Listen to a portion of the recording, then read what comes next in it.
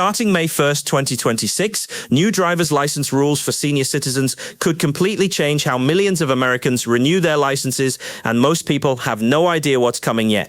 From possible new testing requirements to stricter renewal checks that may affect drivers 60, 65, even 70 plus, this update could impact your freedom to drive more than ever before. Stay with me till the end because I'm breaking down exactly what's changing, who could be affected first, and how to prepare before it's too late. And if you're in the US and want simple, real updates like this on rules, benefits, and pension changes without confusion, hit that subscribe button right now because this channel is built only for you. Hey there and welcome back to the channel. Before we dive into today's incredibly important topic, make sure you hit that subscribe button and ring the notification bell, because what I'm about to share with you affects millions of senior drivers across the country, and you definitely don't want to miss any updates on this matter. Today we're talking about something that's been making waves in communities nationwide, something that sparked countless conversations at dinner tables, community centers, and doctors' offices everywhere. We're discussing the new driver's license rules for senior citizens that are set to take effect on May 1st, 2026. Now, I know what some of you might be thinking. You might be feeling a bit anxious or even frustrated about changes to something as fundamental as your driving privileges, but I want you to stay with me through this entire video because understanding these changes is absolutely crucial. And I promise you by the end of this discussion, you'll have a complete picture of what's happening, why it's happening, and most importantly, how it affects you or your loved ones. Let's start by addressing the elephant in the room. For decades, the process of renewing a driver's license has remained relatively unchanged for most adults. Once you earned that precious card as a teenager, renewing it every few years was largely a formality involving a vision test, an updated photo, and a payment. However, starting May 1st, 2026, senior citizens will face a different renewal process, and this change has been years in the making. These new regulations didn't just appear overnight. They're the result of extensive research, countless studies on road safety, analysis of accident statistics, and input from medical professionals, driving safety experts, and yes, even advocacy groups representing senior citizens themselves. The goal here isn't to take away independence or to discriminate based on age.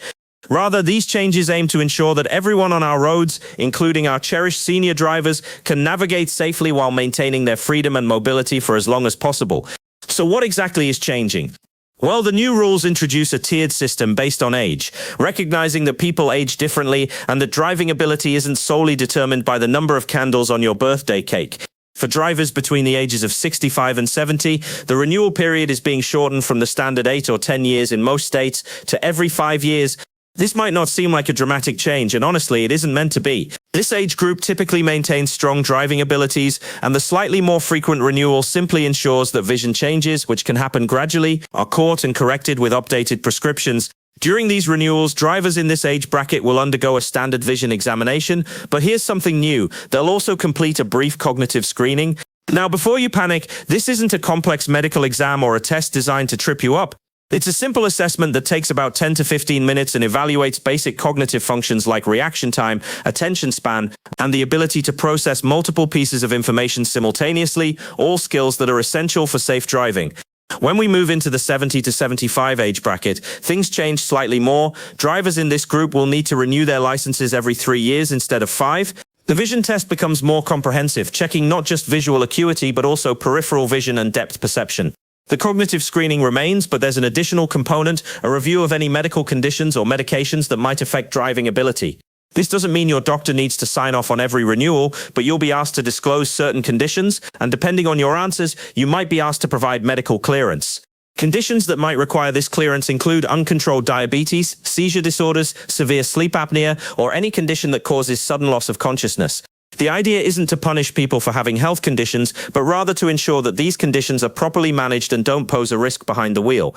For drivers 75 and older, the regulations become more robust, though still designed with fairness and safety in mind. Renewals drop to every 2 years, and in-person renewal becomes mandatory. No more renewing online or by mail, which some states currently allow. The vision and cognitive tests remain. And here's the big addition. A behind-the-wheel assessment may be required based on the results of the cognitive screening, or if there are concerns flagged during the renewal process. Now, this doesn't mean every driver over 75 has to take a road test every 2 years. Most won't.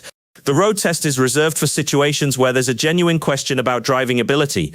Maybe the cognitive screening showed some areas of concern, or perhaps the driver has had multiple at-fault accidents in recent years, or their medical disclosure raised red flags. In these cases, a professional driving evaluator will take the senior driver out for a short assessment, usually about 20 to 30 minutes, to observe their actual driving skills in real-world conditions. I know some of you watching this might be feeling defensive or frustrated right now, thinking this seems unfair or ageist. I completely understand that reaction, and it's worth addressing head-on. The statistics that drove these policy changes are sobering and important to understand. According to the Insurance Institute for Highway Safety and the Centers for Disease Control, drivers aged 70 and older have higher crash rates per mile driven than middle-aged drivers, and once involved in a crash, they're more likely to be seriously injured or killed due to increased fragility. However, and this is crucial, the vast majority of senior drivers are safe, capable, and responsible. These regulations aren't built on the assumption that older drivers are dangerous. They're built on the recognition that age-related changes can affect driving ability, and creating a system to identify those who might need support or intervention protects everyone, including the senior drivers themselves. One aspect of these new rules that's actually quite progressive and helpful is the introduction of tiered licensing options.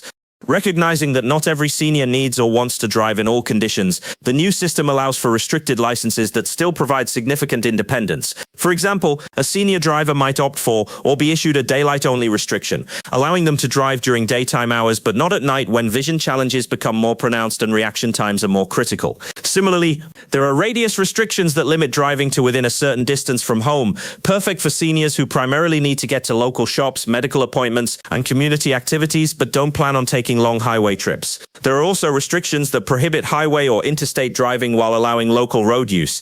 These graduated restrictions mean that driving doesn't have to be an all-or-nothing proposition. A senior who might not be comfortable or safe driving at night or on high-speed highways can still maintain independence for daily activities. The implementation of these new rules comes with a substantial support system that many people don't yet know about. Starting several months before May 1st, 2026, the Department of Motor Vehicles in participating states will launch comprehensive educational programs specifically designed for senior drivers. These programs will offer free refresher courses covering modern traffic laws, new vehicle technologies, defensive driving techniques, specifically tailored for older adults, and strategies for self-assessment. Many community centers, senior centers, and libraries will host these workshops, and there will also be online options for those who prefer learning from home. Completing one of these courses won't exempt you from the new requirements, but it will prepare you thoroughly and might even qualify you for insurance discounts, which is a nice bonus. Additionally, there's a new provision for medical professional involvement that's actually quite thoughtful. Doctors who regularly treat senior patients can now become certified as driving fitness evaluators. This certification requires additional training in assessing functional abilities as they relate to driving, and once certified, these medical professionals can provide more detailed evaluations that the DMV will consider during the renewal process. This means your own doctor, someone who knows your health history and capabilities, can advocate for you if questions arise about your fitness to drive. They can provide context that a standard DMV screener might not have, potentially making the difference between losing your license and keeping it, perhaps with reasonable restrictions. The cognitive screening component deserves a deeper explanation because it's generated the most questions and anxiety. The screening tool being implemented is called the Drive Safe Assessment, and it was developed specifically for this purpose by a collaboration between neuropsychologists, geriatricians, and traffic safety experts. It's not an IQ test, and it's not designed to diagnose dementia or Alzheimer's disease. Instead, it measures specific functions known to correlate with safe driving. One component tests divided attention by having you respond to visual stimuli while also completing a simple counting task, mimicking the need to watch the road while also monitoring speed and checking mirrors. Another section tests visual processing speed by showing you common road scenarios and asking you to identify potential hazards within a time limit. There's also a section on decision-making that presents you with common driving situations and asks you to choose the safest response. The entire assessment is conducted on a tablet or computer, and the interface is designed to be user-friendly, even for those who aren't tech-savvy. A DMV employee will be right there to help with the technology, so that what's being measured is your cognitive function, not your computer skills. Importantly, the Drive Safe assessment has built-in accommodations for various conditions. If you have arthritis that makes using a touchscreen difficult, you can use a stylus or request a different input method. If you have hearing difficulties, all audio instructions can be presented in text. The assessment has been validated across diverse populations to ensure it doesn't unfairly disadvantage people based on education level, primary language, or cultural background. The scoring is also nuanced. There's no simple pass or fail. Instead, the results are categorized into green, yellow, and red zones. Green means no concerns, and your renewal proceeds normally. Yellow means some areas of concern were identified, which triggers a more detailed review and might result in a recommendation for the behind-the-wheel assessment or a medical evaluation. Red indicates significant concerns and will definitely require additional evaluation before a license can be issued. Even in the red zone, though, you're not automatically denied a license. You simply need to complete the additional steps to demonstrate that you can drive safely. Let's talk about what happens if you don't pass one of the assessments. This is a major worry for many seniors, and understandably so. First, it's important to know that you have the right to appeal any decision to restrict or revoke your license. The appeals process includes a hearing before a review board that includes medical professionals and driving safety experts. You can present evidence, including evaluations from your personal physician, results from private driving assessments, or testimony about your driving record. Second, if your license is restricted or revoked, you're not simply left stranded. The new legislation includes funding for senior transportation alternatives in communities across participating states. These programs include expanded public transit options with senior-friendly features like lower steps and more frequent stops, subsidized rideshare programs specifically for seniors, volunteer driver networks organized through community organizations, and in some areas, autonomous vehicle pilot programs designed with seniors in mind.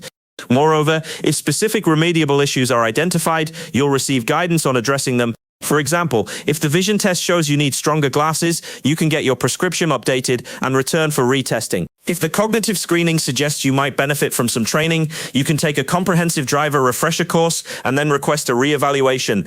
If a medical condition is the concern, getting that condition properly treated and controlled might be all that's needed.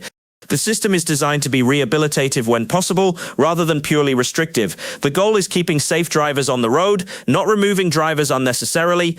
Some states are even implementing innovative programs to help seniors maintain their driving skills.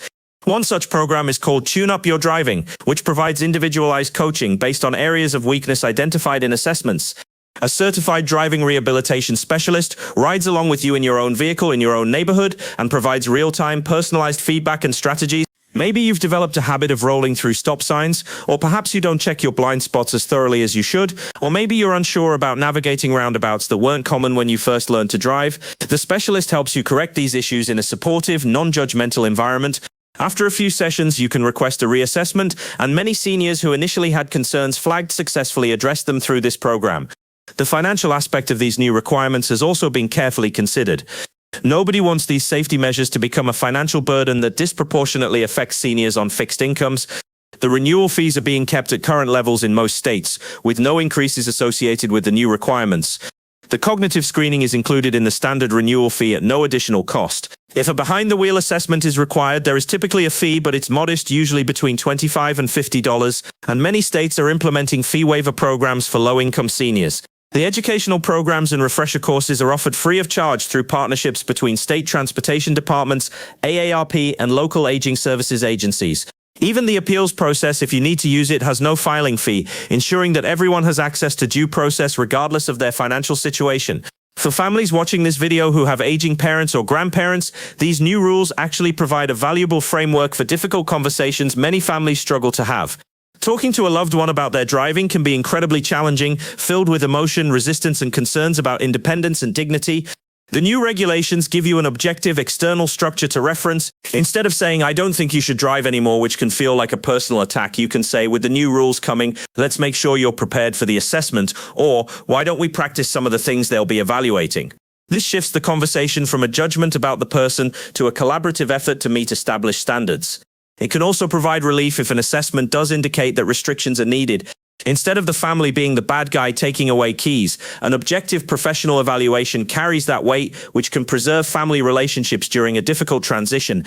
There's also a cultural shift these regulations hope to encourage, which is ongoing self-assessment and proactive decision-making about driving. Rather than driving until there's a crash or a close call that forces the issue, the new system encourages regular check-ins about driving ability and early adoption of voluntary restrictions when appropriate.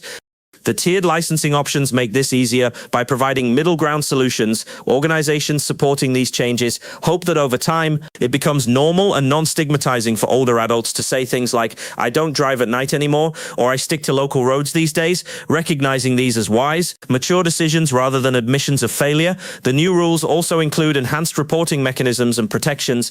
Family members, physicians, and others who have genuine concerns about a specific individual's driving safety can file a report requesting a re-evaluation between regular renewal periods. This has always been possible in most states, but the new system provides clearer procedures and stronger confidentiality protections for those who report. At the same time, there are safeguards against frivolous or malicious reports, with requirements that concerns be specific and based on observable behaviors rather than mere age. This balance tries to ensure that dangerous drivers are identified while protecting seniors from having their licenses challenged without good cause. Looking at the bigger picture, these regulatory changes are part of a broader national conversation about aging, independence, and public safety. We're living in an unprecedented time demographically, with the oldest members of the baby boom generation now in their late 70s and early 80s, creating the largest senior population in American history. At the same time, many communities lack robust public transportation, making driving essential for accessing healthcare, maintaining social connections, and living independently. These competing realities create genuine tension that these new regulations attempt to navigate thoughtfully. They acknowledge that driving is about much more than transportation. It's tied to identity, independence, and quality of life, especially for generations who came of age during the rise of American car culture. Yet they also recognize that physical and cognitive changes that can come with aging are real and can affect driving safety.